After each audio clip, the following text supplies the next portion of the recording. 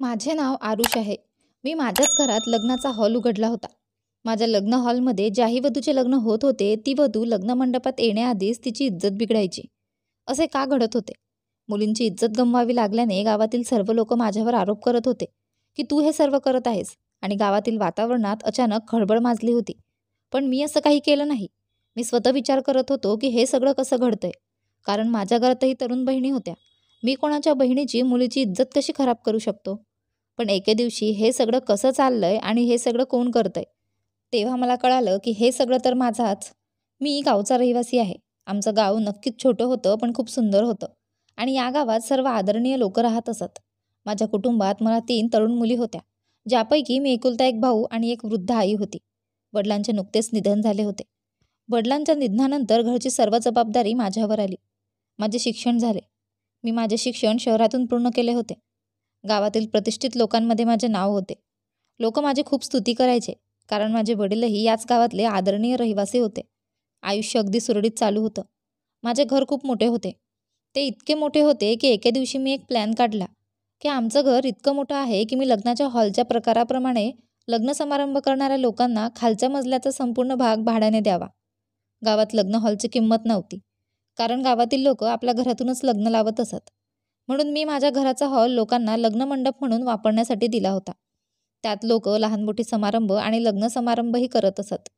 मला खूप आनंद झाला, कारण माझ्या घरी लग्न किंवा कोणताही कार्यक्रम आयोजित करणाऱ्या सर्व लोकांकडून मला चांगली रक्कम मिळायची.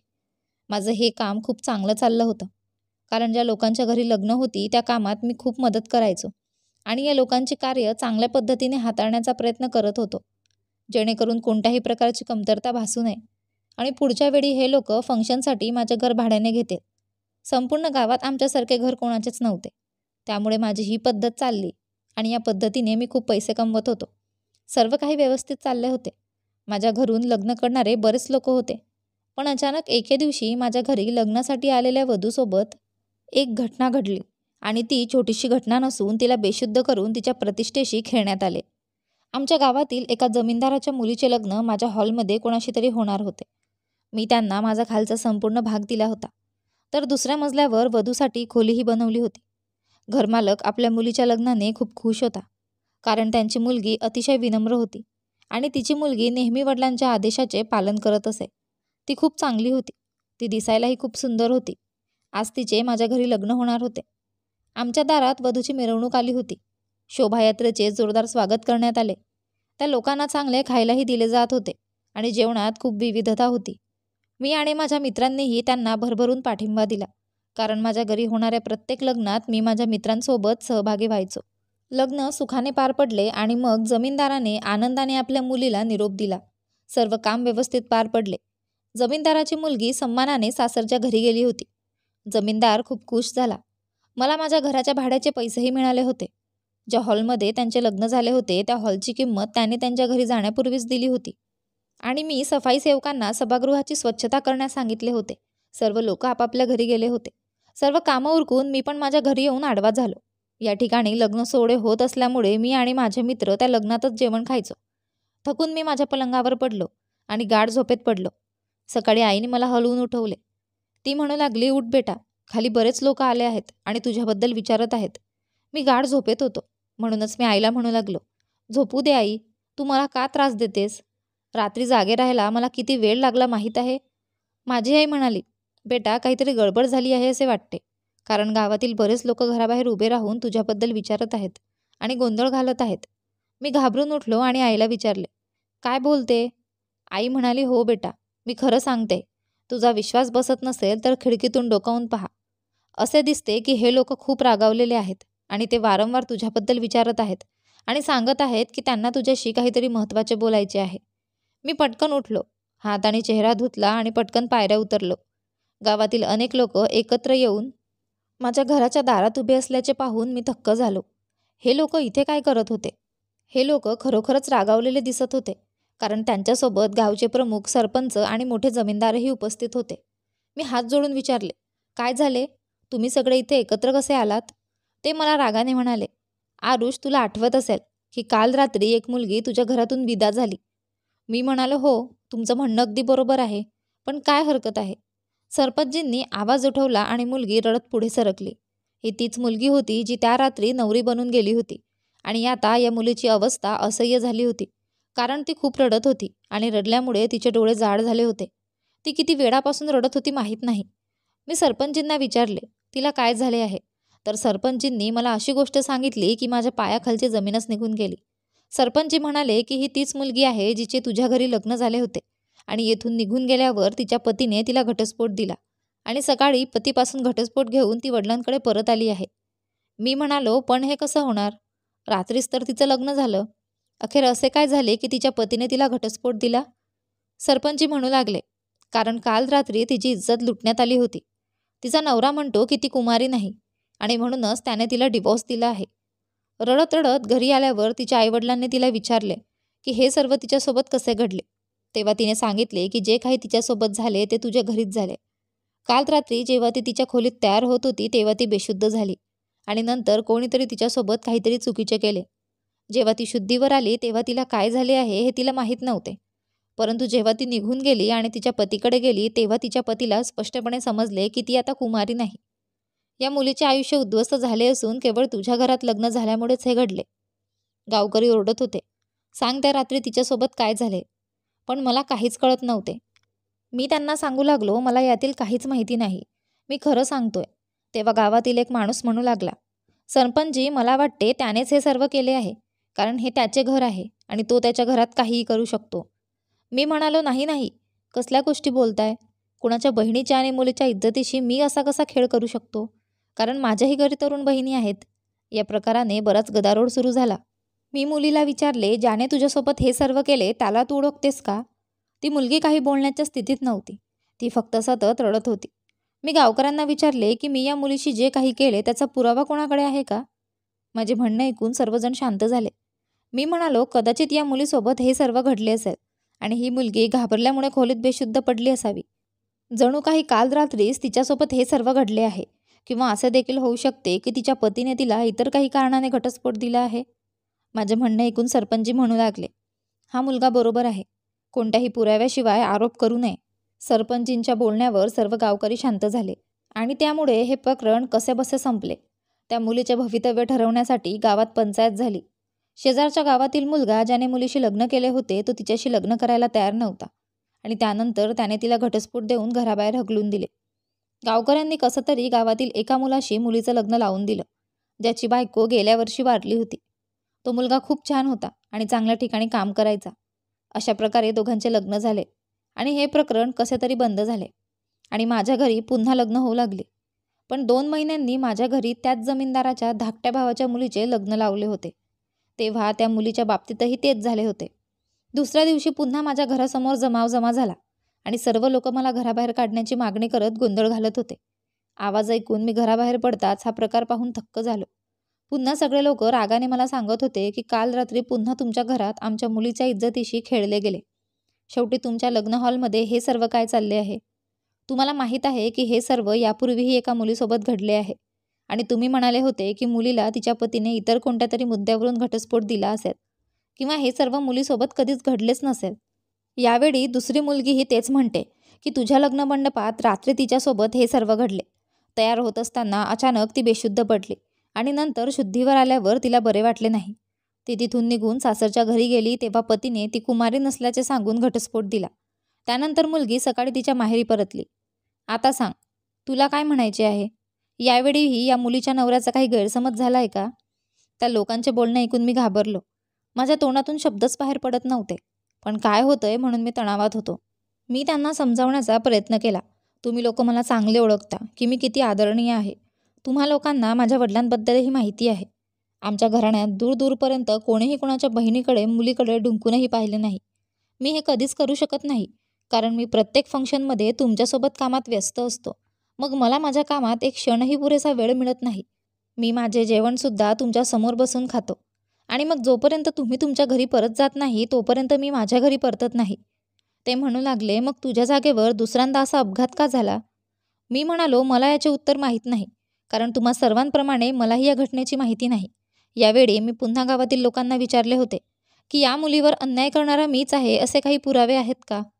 मुलीला विचारले असता मी हे सर्व केले असे मला वाटत नसल्याचे सांगत तिनेही नकार दिला. अशा रीतीने पंचायतीत या मुलीच्या बाजूने योग्य तो निर्णय घेऊन या मुलीचे आयुष्यसुद्धा चांगले झाले. पण माझ्या घरी हे सर्व कसे चालले आहे याची मला काळजी वाटत होती. शेवटी मला बहिणीही होत्या. आजपर्यंत त्यांना कुठलीही हानी पोहोचली नव्हती. मला खूप काळजी वाटू लागली. या सगळ्यासाठी गावकरी माझ्यावर आरोप करत होते. मी माझ्या बुद्धिमत्तेचा वापर करून आणि पुराव्यांबद्दल बोलून त्यांचे प्रश्न टाळले ते बरे झाले. पण मला भीती वाटत होती की जर एखाद्या दिवशी या लोकांना असे काही पुरावे सापडले की जर मी हे सर्व वधूंसोबत केले तर माझ्यासोबत काय होईल? या गावातून हकलून दिले जाईल. शेवटी गावात मला काय मान मिळणार? जेव्हा माझ्या आईने मला अस्वस्थ पाहिले तेव्हा ती म्हणू लागली की चांगल्या लोकांसोबत नेहमी चांगलेच होते आणि वाईट लोकांसोबत नेहमी वाईटच होते. तू खूप चांगला आहेस. तू कधीही कोणाच्याही बहिणीवर किंवा मुलीकडे वाईट नजर टाकली नाही. मग तुझ्यासोबत असे कसे होऊ शकते? देवावर विश्वास ठेव. सर्व काही ठीक होईल. पण आता काहीच चालत नव्हते. माझा व्यवसाय म्हणजे माझे घर. ते मी भाड्याने दिले होते आणि लोक त्यांच्या मुलीची लग्ने माझ्या घरातून लावत. आता त्यांनी लग्नासाठी माझे घर घेणे बंद केले होते. माझ्या लग्न हॉलमध्ये गावातील कोणाचेही लग्न होत नव्हते. शेवटी माझे स्वतःचे घर असेच चालू होते.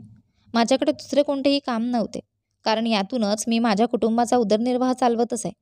मला खूप काळजी वाटू लागली. काय करावे समजत नव्हते. या सगळ्यात माझी चूक नाही हे मी लोकांना कसे पटवून देऊ? याबाबत मी अनेकांना समजावण्याचा प्रयत्न केला. पण कोणीही माझे म्हणणे मानायला तयार नव्हते. आता माझ्या घरात कोणीही लग्न करत नव्हते. मी माझा खालचा हॉल बंद केला होता. माझे मित्रही मला याबाबत विचारायचे, तू लोकांना का पटवत नाही? आता मी त्यांना काय सांगणार की मी अनेक वेळा लोकांना पटवून दिले आहे. लोक कोणत्याही पुराव्याशिवाय माझ्यावर इतके मोठे आरोप करतात. माझ्यासोबत माझे मित्रही लग्न कार्यात सहभागी होत असत. आम्ही 3 मित्रांचा ग्रुप होता. जेव्हा माझ्या घरी कोणतेही कार्य असायचे तेव्हा मी माझ्या मित्रांना फोन करायचो आणि लग्नानंतर त्यांना काही पैसेसुद्धा देत असे. दोघेही वेगवेगळ्या ठिकाणी नोकरीला असले तरी संध्याकाळी मोकळे झाले की माझ्यासोबत खूप मेहनत करायचे. कारण मी केटरिंग लोकांना कामावर ठेवले नव्हते. वेटर म्हणून मी आणि माझे मित्र लग्नाच्या वरातीत आलेल्या लोकांना जेवण द्यायचो.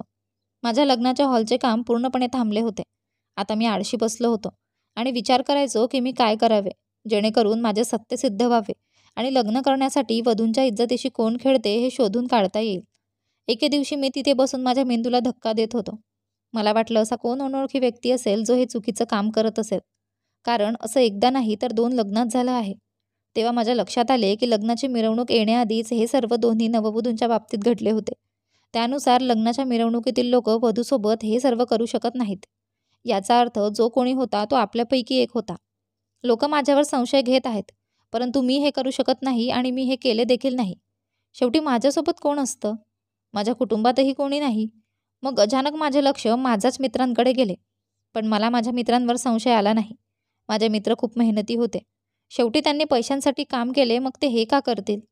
पण नंतर काही विचार करून माझे लक्ष माझा एक मित्र अखिलकडे गेले, जो या दोन्ही वेळेस वधूच्या लग्नाचे विधी होण्यापूर्वीच कोणत्या ना कोणत्या कारणाच्या माध्यमातून गायब झाला होता. जेव्हा हे पहिल्यांदा घडले तेव्हा लग्नाची मिरवणूक येण्यापूर्वी अखिलने सांगितले होते की मला घरून फोन आला होता. आईची तब्येत बरी नाही. म्हणूनच तो त्याच्या घरी गेला होता आणि मग तो 2-3 दिवस परत आलाच नाही.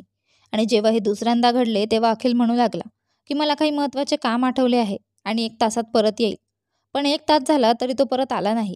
तर दुसऱ्या लग्नातही तो 2-3 दिवसांनी माझ्याकडे आला. कारण मी त्याला पैसे द्यायचो. अखिलवर संशय घेऊन मी बरोबर आहे की चूक हे मला समजू शकले नाही. लोक माझ्या घरून लग्न करायला खूप घाबरायचे. या मुलाच्या घराचा हॉल कोणीही लग्नासाठी भाड्याने देऊ नये अशी अफवा गावभर पसरली होती.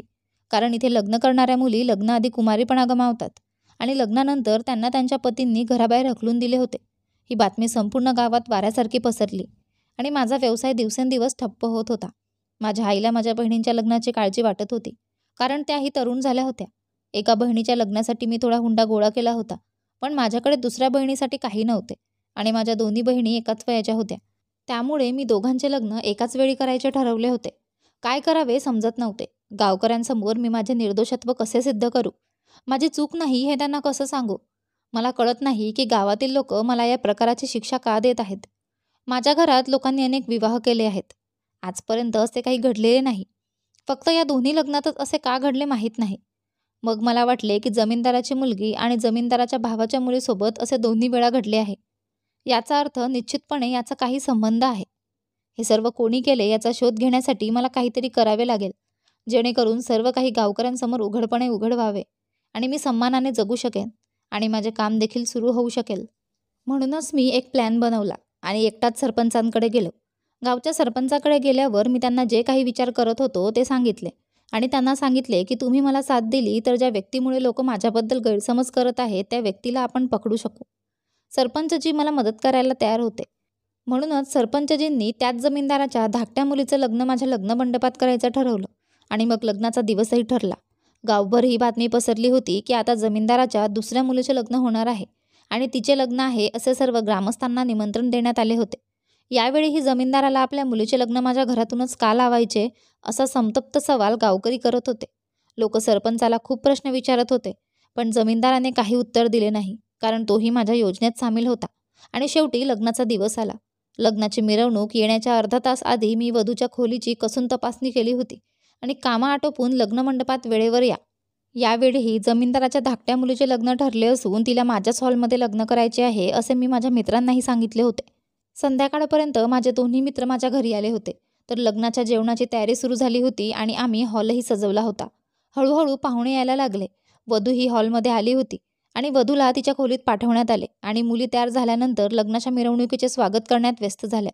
पण मी माझे काम करून मोबाईल घेऊन बसलो, कारण मी वधूच्या खोलीत आधीच कॅमेरे लावले होते आणि ते माझ्या मोबाईलला जोडले होते, जेणेकरून खोलीत कोण जातंय ते मी पाहू शकेन. येथे काही मुली होत्या, त्या वधूशी बोलत होत्या आणि त्यानंतर त्या देखील खोलीतून बाहेर आल्या. वधू खोलीत एकटीच बसली होती, पण नवरीच्या खोलीत जाणारी व्यक्ती माझा मित्र अखिल असल्याचे पाहून मला आश्चर्य वाटले आणि त्याच्या हातात फुलांचे ताट होती. त्याने खोलीच्या आत फुलांचे ताट घेतले होते. ही पांढरी चमेलीची फुलं होती. शेवटी या पांढऱ्या फुलांचा संपूर्ण कार्यक्रमात काही उपयोग नव्हता किंवा आम्ही ही फुलं कोणत्याही कामासाठी मागवली नव्हती. मग वधूच्या खोलीत सर्व पांढरे रंगबिरंगी फुलांची ताट ठेवली आणि तो खोली बाहेर आला. हे मला कळाले नाही. माझ्या मोबाईलवरून वधूच्या खोलीचे दृश्य मला स्पष्ट दिसत होते. थोड्याच वेळात वधू बसलेली असताना अचानक बेडवर पडल्याचे मला दिसले. याचा अर्थ ती बेशुद्ध झाली होती, पण ती बेशुद्ध कशी झाली हे समजले नाही. पुढच्या क्षणी ती व्यक्ती खोलीत येताना दिसली. माझ्या पायाखालची जमीन निघून गेली. मग काही वेळाने पुन्हा माझा मित्र अखिल वधूच्या खोलीत आला आणि खोलीचा दरवाजा आतून घट्ट बंद केला. मग तो हळूहळू नवरीच्या जवळ जाण्याचा प्रयत्न करत होता. मग मी पटकन मोबाईल बंद केला आणि 2-3 जणांना घेऊन वधूच्या खोलीत गेलो. मी पाहिले असता वधूच्या खोलीचा दरवाजा आतून बंद होता. मी पटकन दरवाजा उघडण्याचा प्रयत्न केला, पण दार काही उघडले नाही. म्हणूनच मी दरवाजा तोडला. माझ्यासोबत अनेक लोक होते. सर्वांनी अखिलला पकडून मारहाण करण्यास सुरुवात केली. तर वधू अजूनही बेशुद्ध अवस्थेत बेडवर पडली होती. काही महिलांनी खोलीच्या आत जाऊन वधूला शुद्धीवर आणण्याचा प्रयत्न केला, परंतु वधू शुद्धीवर येत नव्हती. पटकन डॉक्टरांना बोलावण्यात आले आणि आम्ही सगळ्यांनी अखिलला पकडून खाली आणले, जिथे लग्न सोहळा चालू होता. माझ्यासोबतच्या मुलांनी आधीच अखिलला बेदम मारहाण करून खाली ढकलले होते. लग्न समारंभ मागे घेण्यात आला. अखिलला सर्वांसमोर विचारण्यात आले की खरे सांग, तू हे सर्व का करत होतास? डॉक्टरांनी वधूबद्दल सांगितले होते की तिला काही वेळाने शुद्ध येईल. मी अखिलला विचारलं, तू हे सगळं का केलंस ते सांग. तुझ्या या कृतीमुळे माझे किती नुकसान होत आहे हे तुला माहीत नाही. लोकांना वाटतं की हे सगळं मी वधूंसोबत करतो, पण आज मला कळालं की हे सगळं तू करतो. मला सांग, तू वधूच्या खोलीत का गेलास आणि तिथे दरवाजा बंद केल्यानंतर तू तिच्यासोबत काय करण्याचा प्रयत्न करत होतास? अखिल काहीच सांगायला तयार नव्हता. तो माझा मित्र होता, पण मला त्याच्याकडून अशी काही अपेक्षा नव्हती. तेव्हाच मी त्याच्या गालावर जोरात चापट मारली आणि तो त्याचे सत्य बाहेर काढायला तयार झाला. गावातील सर्व लोक माझ्या घरासमोर जमले होते आणि अखिलच्या तोंडून संपूर्ण सत्य ऐकण्यासाठी उत्सुक होते. त्यानंतर अखिलने सांगितले की मी या मुलींसोबत काहीही चुकीचे केले नाही. माझ्या बहिणींसोबत जसं झालं होतं तसंच मला या जमीनदारांच्या मुलींसोबत करायचं होतं. 10 वर्षापूर्वी मला 2 तरुण बहिणी होत्या. जेव्हा मी शहरात शिकायला गेलो होतो, आमच्या घरात कोणीही पुरुष नव्हते, कारण माझे वडील मरण पावले होते आणि मी माझ्या बहिणींचा एकुलता एक आधार होतो आणि माझ्या आईचा एकुलता एक आधार होतो. म्हणून त्यांनी मला शिक्षणासाठी शहरात पाठवले, जेणेकरून मी अभ्यास करून त्यांना आधार देऊ शकेन. एके दिवशी मला कळाले की माझ्या मोठ्या बहिणीने आत्महत्या केली आहे. माझ्या दोन्ही बहिणींचे माझ्यावर खूप प्रेम होते. माझ्या बहिणींच्या मृत्यूची बातमी ऐकून मला ते सहन झाले नाही आणि मग मी काही दिवसांसाठी गावी आलो. माझ्या बहिणीने आत्महत्या कशी केली हे जाणून घेण्याचा मी खूप प्रयत्न केला, मात्र याबाबत काहीच माहिती नव्हती. त्यावेळी मला फारसे माहीत नव्हते. मी माझ्या आई आणि बहिणींकडे बराच काळ राहिलो. माझ्यासोबत असे काही घडले नाही की ज्यामुळे मला संशय आला असता. माझ्या मोठ्या बहिणीने गरिबीमुळे आत्महत्या केली असे मला वाटले. पण मग माझ्या बहिणीच्या मृत्यूचा धक्का मी किती दिवस सहन करू शकेन? म्हणूनच मी माझ्या अभ्यासासाठी पुन्हा शहरात आलो. माझ्या धाकट्या बहिणीनेही आत्महत्या केल्याची बातमी मला पुन्हा मिळाली तेव्हा 6 महिने उलटले होते. घरी आल्यावर माझ्या दोन्ही बहिणींनी आत्महत्येमुळे या जगाचा निरोप घेतल्याचे पाहून मी धक्क झालो. अखेर त्यांच्यासोबत असे काय घडले होते ज्यामुळे दोघांनाही आत्महत्या करावी लागली? आता माझी आई घरी एकटीच राहिली होती आणि मी पण ठरवले होते की मी माझ्या आईला एकटे राहू द्यायचे नाही. त्यामुळेच मी शहरात राहणे बंद केले आणि मी रोज बसने शहरात यायचो जायचो. माझ्या दोन्ही बहिणींनी हे सर्व का केले हे कळू शकले नाही. पण एके दिवशी जेव्हा मी माझ्या धाकट्या बहिणीच्या खोलीत गेलो आणि तिची एक डायरी हातात घेतली, तेव्हा मला माझ्या दोन्ही बहिणींच्या आत्महत्येचे कारण कळाले. माझ्या लहान बहिणीला माझ्या मोठ्या बहिणीच्या आत्महत्येची चांगलीच कल्पना होती. माझ्या मोठ्या बहिणीच्या इज्जतीची छेडछाड करून अपशब्दांना कंटाळून तिने स्वतःचा जीव घेतला, असे तिने डायरीत लिहिले होते. आणि ज्याने हे सर्व केले तो दुसरा कोणी नसून हाच जमीनदार होता, ज्याच्या मुलीचा माझ्यामुळे घटस्फोट झाला होता. आणि त्याचवेळी माझ्या लहान बहिणीने तिच्या डायरीत लिहिले होते की त्या जमीनदाराचा लहान भाऊ मला खूप त्रास देतो. दोन्ही भाऊ विवाहित असून त्यांना लहान मुले असूनही त्यांनी आम्हा दोघी बहिणींवर लक्ष ठेवले. ते असे करायचे कारण आपल्या घरात पुरुष नव्हते आणि ज्या स्त्रियांना पुरुषाचा आधार नाही त्यांना अशा घाणेरड्या नजरेने पाहिले जाते. तिच्या मृत्यूपूर्वी माझ्या बहिणीने त्या डायरीत लिहिले होते की जमीनदाराच्या लहान भावाने माझ्या इज्जतीशी खेळ केला आहे आणि आता मीही माझ्या मोठ्या बहिणीप्रमाणे माझा जीव घेत आहे. आणि नंतर तिची डायरी लिहिल्यानंतर माझ्या बहिणीने विष प्राशन केले होते. या 2 भावांमुळे माझ्या दोन्ही बहिणींनी हे जग सोडले. ती डायरी वाचताना मी ठरवले होते की एक दिवस मी त्या दोघांच्या मुलींसोबतही असेच करीन आणि त्यांच्या मुली कोणालाही तोंड दाखवू शकणार नाहीत. म्हणूनच मी हे सर्व केले. मला हवे असते तर मी माझ्या बहिणीची डायरी गावकऱ्यांसमोर आणू शकलो असतो. मी पोलिसात तक्रार दाखल करू शकलो असतो. पण माझ्यासारख्या गरीब आणि तरुण मुलाने अशा श्रीमंत लोकांसमोर जे काही सांगितले त्यावर कोणीही विश्वास ठेवणार नाही हे मला माहीत होते. शेवटी मला साथ देणारे कोणीच नव्हते. माझी वृद्ध आई काय करू शकते? आपल्या मुलीच्या मृत्यूने ती फक्त रडत राहिली. माझा बदला पूर्ण झाला आहे. आज जेव्हा मला समजले की जमीनदाराच्या दुसऱ्या मुलीचे लग्न होणार आहे तेव्हा मी तिच्यासोबत असेच करायला आलो होतो. पण आज तुम्हा लोकांना माझे सत्य कळाले आहे. मी या लोकांची काहीही चूक केलेली नाही. मी फक्त माझा बदला पूर्ण केला आहे. असं असलं तरी जीवाच्या बदल्यात जीव आणि सन्मानाच्या बदल्यात सन्मानाची देवाणघेवाण करण्याची प्रथा या गावात आहे.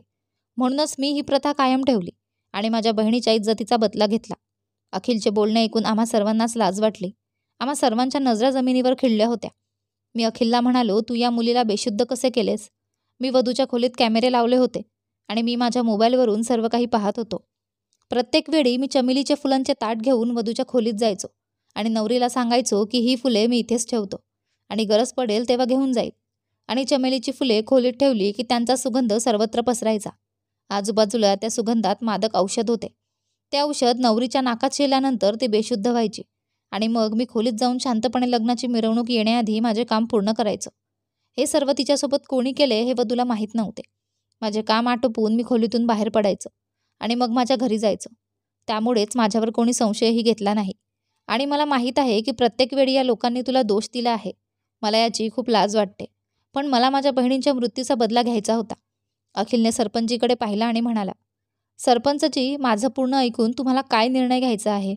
कारण मी आदराचे देवाणघेवाण आदराने करण्याचे ठरवले होते. सरपंचजींनी जमीनदार आणि त्याच्या भावाकडे एकटक पाहिल्यावर दोघांनीही डोळे मिटले. या 2 भावांना त्यांच्या कुटुंबियांसह संपूर्ण गावातून हाकलून द्यावे असा निर्णय सरपंचजींनी घेतला. कारण 10 वर्षापूर्वी त्यांनी अखिलच्या बहिणींसोबत जे केलं ते खरंच खूप वाईट होतं. त्या दोन्ही मुलींनी आपली इज्जत लपवण्यासाठी आपल्या प्राणांची आहुती दिली होती आणि दोघांनाही याची पर्वा नव्हती. त्यामुळे भविष्यात कोणी कोणाच्या मुलीशी असे वागू नये यासाठी सरपंचजींनी असा निर्णय घेणे अत्यंत गरजेचे होते. अखिलने जे काही केले होते त्याला त्याच्या चुकीची लाज वाटली आणि मग त्याने त्याचे कारणही सांगितले. तो आता हात जोडून सर्वांची माफी मागत होता. त्याला माफी मिळाली होती. पण जमीनदार आणि त्याच्या लहान भावाला गावाबाहेर फेकून द्यावे लागले. संपूर्ण गावात घोषणा करण्यात आली. जमीनदार आणि त्याचा धाकटा भाऊ सरपंचजींची माफी मागत होते. ते त्यांना आम्हाला माफ करा म्हणून सांगत होते. भविष्यात आम्ही असे काही करणार नाही. ही बाब 10 वर्ष जुनी असून त्या 2 मुलींच्या मृत्यूनंतर आम्ही कोणत्याही चुकीच्या गोष्टींकडे पाहण्याचा प्रयत्न केला नाही. पण सरपंचजींनी त्यांना माफ केले नाही. सरपंचजी म्हणू लागले, तुमच्या दोघांमुळे मुलींची इज्जत गेली आणि त्यांचा जीवही गेला. त्यांचे जीवन कधीही परत मिळू शकत नाही आणि त्यांचा गमावलेला आदर कधीही परत मिळू शकत नाही. मी तुम्हा लोकांना गावाबाहेर पाठवत आहे कारण जेव्हा तुमच्या अनादराची बातमी या गावात फिरेल तेव्हा तुमचीही इज्जत कमी होईल. ज्या प्रकारे तुम्ही दोघांनी त्या मुलींच्या इज्जतीचा अपमान केला होता, मग तुमच्या लक्षात येईल की एखाद्या व्यक्तीचा आदर गमावणे हा किती मोठा धक्का आहे. सरपंचजींच्या या निर्णयाने गावातील लोक खूप खुश झाले. तेव्हा सरपंचजींनी सर्वांना सांगितले होते, आज आरुषमुळे हे सत्य सर्वांसमोर आले आहे. कारण आरुषवर असा आरोप होत होता म्हणून त्याने माझ्यासोबत मिळून हे खोटे लग्न करण्याचा कट रचला. खरे तर आरोपीला पकडता यावे म्हणून जमीनदाराच्या मुलीचे बनावटी लग्न लावले जात होते. सरपंचजी अखिलला म्हणाले होते, तुला हवे असते तर तू आम्हालाही हे सांगू शकला असतास. पण तुझे म्हणणे बरोबर आहे. कदाचित तुझ्या बोलण्यावर आमचा विश्वास बसला नाही. त्यावेळी तू तरुण होतास. त्यावेळी तुला कोणीही सहज खोटे ठरवू शकत होते. आता तुला तुझ्या चुकीची लाज वाटते. आम्ही तुला माफ केले आहे. परंतु भविष्यात आपल्या गावात कोणीही कोणाच्या मुलीशी किंवा बहिणीकडे पाहण्याचा प्रयत्न केला तर आम्ही संपूर्ण गावात त्याचा अपमान करू आणि त्याला गावातून दूर नेऊ. आम्ही त्याला हकलून देऊ आणि तो आमच्या गावात परत कधीही येऊ शकणार नाही. त्याची एकही पिढी आपल्या गावात राहणार नाही. सरपंचजींच्या या निर्णयाने सर्वजण खूप खुश झाले. कारण हा निर्णय फक्त गावातील लोकांचा नव्हता, तर गावातील प्रत्येक मुलीचा होता. तो प्रत्येक बहिणीसाठी होता, जी गावात डोकं उंच करून आदराने फिरू शकते, गावात राहू शकते आणि आपापल्या घरात सुरक्षितपणे राहू शकते. अखिलच्या बहिणींच्या बाबतीत खरोखरच वाईट घडले. कारण या लोकांनी घरात एकही पुरुष नसल्याचा फायदा घेतला. हे लोक गुपचूप घराच्या मागच्या दारातून अखिलच्या घरात घुसायचे आणि त्याच्या बहिणींसोबत गैरकृत्य करायचे. त्याच्या बहिणी वैतागल्या होत्या, म्हणून त्यांनी एक एक करून आत्महत्या केली. अशा बहिणी मुलींचे रक्षण करणे हे आपले कर्तव्य आहे. म्हणूनच मुलींच्या इज्जतीशी खेळण्याचा हा प्रकार तुमच्या गावात किंवा तुमच्या शहरातही घडला तर आरोपींना कठोरात कठोर शिक्षा द्या. त्यांना शिक्षेची इतकी भीती वाटावी की कुणाच्या बहिणीकडे आणि मुलीकडे घाणेरड्या नजरेने पाहण्याचेही धाडस त्यांच्यात होणार नाही. आशा करतो की तुम्हाला आमची कथा आवडली असेल. तुम्हाला कथा आवडली असेल तर व्हिडिओला लाईक करा. तुम्ही चॅनलवर नवीन असाल तर चॅनलला सबस्क्राईब करा आणि हो, नोटिफिकेशन बेल दाबा जेणेकरून पुढील व्हिडिओची अपडेट तुम्हाला आधी मिळेल. धन्यवाद.